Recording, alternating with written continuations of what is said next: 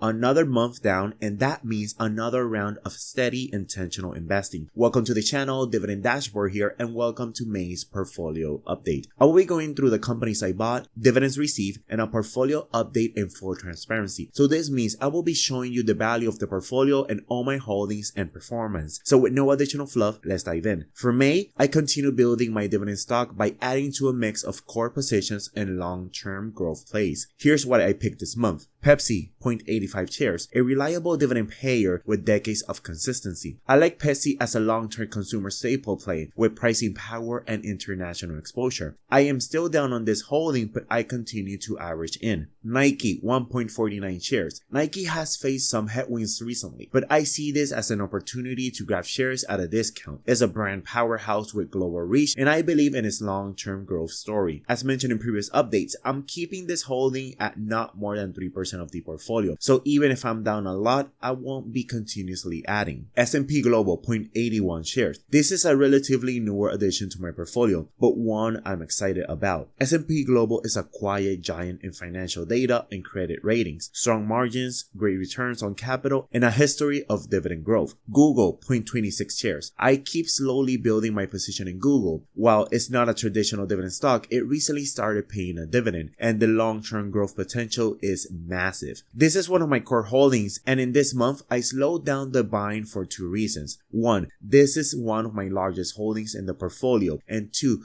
to focus on other amazing companies like S&P Global and Microsoft. Talking about Microsoft, I bought 0.18 shares. This tech giant with steady dividend growth and incredible free cash flow is still one of my favorite long-term holds. Hershey's, 0.54 shares. Hershey's is my current largest holding, and I've been trying to not add that much to this holding due to being overweight in the portfolio, so I did a small dollar cost average. Automatic Data Processing, 0.09 shares. ADP is one of my S-tier stocks for its consistent dividend increases and strong moat in payroll and HR services. I'll keep adding whenever I can to try to grow this position. All in all, this month's purchases were a mix of consistency and conviction. I'm not trying to time the market, I'm just sticking to the plan, buying quality companies regularly and letting compound do the heavy lifting. For the month of May, 8 companies paid me a dividend. MasterCard, $2.59, Texas Instrument, $9.59, Realty Income, $5.89, Colgate, $4.36, AbbVie, $9.87, Procter & Gamble, $3.20, Apple, $1.22, and Starbucks, $11.18,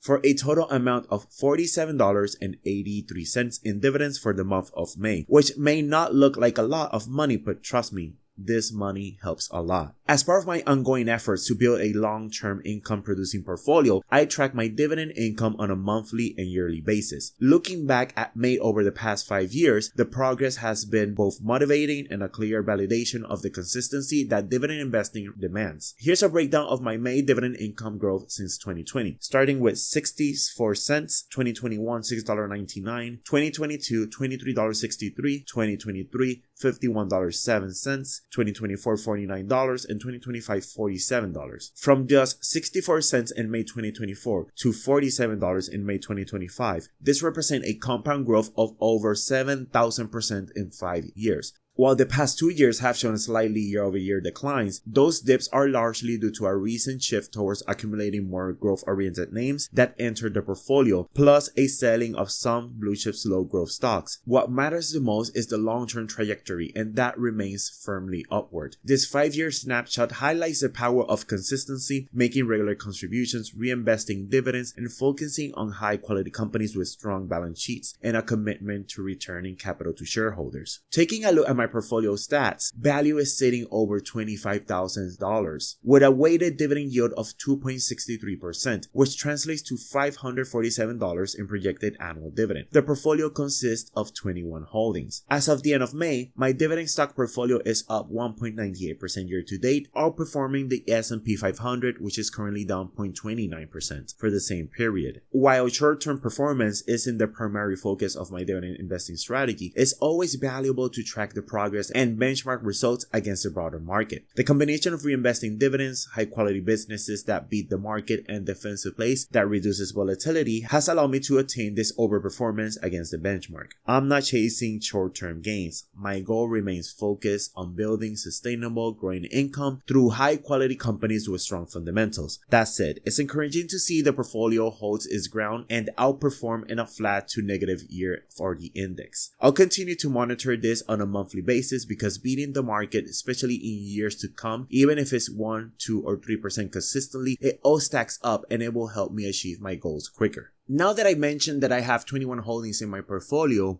going clockwise, we have Apple, Colgate, Realty Income, Procter & Gamble, Waste Management, Kroger, Starbucks, JP Morgan Chase, Home Depot, Johnson & Johnson, Nike, AbbVie, Texas Instrument, Hershey's, Pepsi, Visa, Automatic Data Processing, MasterCard, Google, Microsoft, and S&P Global. At its core, this portfolio is built around companies with strong competitive advantages, consistent free cash flow, and shareholder-friendly capital allocation strategies, particularly in the form of reliable and growing dividends. Across the board, these companies share a commitment to operational excellence, innovation, and sustainable returns, making them ideal candidates for long-term compounding. This portfolio reflects a thoughtful long-term approach to investing, combining quality, income, and growth. By investing in globally recognizable leaders with strong fundamentals and reliable dividend policy, it strikes an excellent balance between capital appreciation and passive income generation. The sector diversification reduces exposure to cyclical risk, while the consistently high quality of individual names provide confidence through various market conditions. Whether we are in a bull market or facing economic uncertainty, this type of portfolio is designed to endure, grow, and reward patient investors. One of the most rewarding aspects of dividend investing is seeing annual income build up across different positions. As of now, my portfolio is generating $547 in dividend income and is growing week by week. This annual income represents the power of consistent investing, dividend reinvestment, and a disciplined focus on companies with strong fundamentals and a commitment to reward shareholders. While some holdings contribute more than others, every position plays a strategic role, either by generating income today or by offering the potential for strong dividend growth in the future. To wrap up my May portfolio update, here's a look at the total return for each of my holdings. This includes both price appreciation and dividends received since I initiated each position. Tracking total returns helped me stay grounded in long-term performance, beyond just short-term price movements or dividend yield. Overall, the portfolio continues to show strength, with several holdings delivering double and even triple-digit gains since purchase, and despite ongoing market volatility. I got companies that are deep in the green like JP Morgan Chase, Apple, and Waste Management, while others are in the red like Hershey's, Pepsi, and Nike. Not every stock is in the green, but the overall trend is positive, and that's what matters. High conviction positions continue to compound, and those currently in the red may represent opportunities to dollar cost average at a discount. The key is staying patient, staying diversified, and remaining committed to the process. Total return is just one piece of the puzzle. Paired with growing dividend income and consistent contributions is a metric I'll continue tracking as I build towards my long-term financial freedom. That will be it for this May update. Thank you so much for watching. I am still in the race to monetize the channel, so by watching this video, it really helps. Hit like and subscribe if you haven't, and I'll see you in the next one.